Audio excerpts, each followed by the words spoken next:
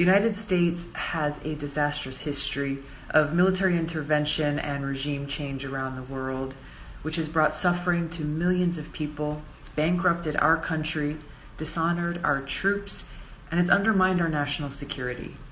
We must end this policy now before we get into yet another military conflict, this time in Venezuela. Now, President Trump and his administration have already instituted heavy sanctions on Venezuela. They've doubled down on their position that all options are on the table. I wholeheartedly support the Venezuelan people as they fight for a free and fair democracy.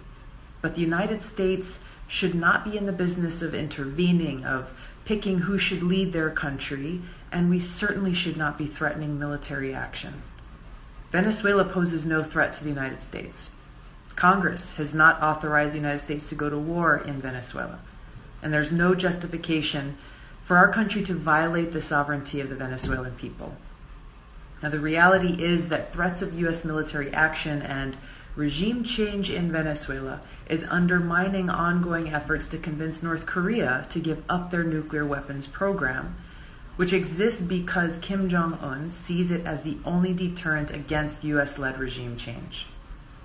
Now, President Trump is promising North Korea we will not wage regime change war against them, but at the same time is simultaneously threatening regime change in Venezuela. North Korea is going to look at President Trump's actions, not at empty promises. The United States needs to stay out of Venezuela and let the Venezuelan people determine their own future.